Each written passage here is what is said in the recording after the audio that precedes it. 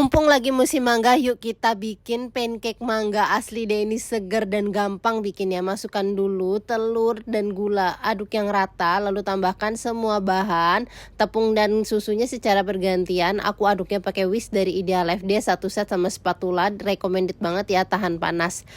Aduk yang rata, kalau udah aku ambil secentong lalu tuang ke deep fry pan-nya Idealife. Ini diameternya 28 cm, anti lengket, Jerman teknologi, recommended banget. Kalau udah matang kita tuang kayak gini nih ke dalam wadah.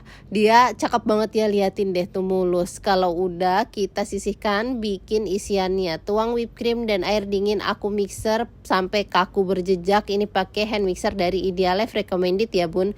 Ambil secukupnya whipped cream, tata di tengah-tengah, lalu beri mangga, timpa dengan whipped cream lagi, ratakan, lalu kita lipat pelan-pelan ya, biar dia nggak patah. Nah, jadi deh aku sengaja bikin yang versi gede biar puas ya sekali makan. Kalau udah begini tinggal kita freezerin 2 jam biar dia makin enak. Bisa juga buat ide jualan ataupun buat ide suguhan teman-teman arisan ataupun pengajian. Ini seger, enak banget perpaduannya, warnanya juga cantik ya. Kalau kalian yang gak suka durian bisa banget cobain ini. All cookware aku beli di Idealife.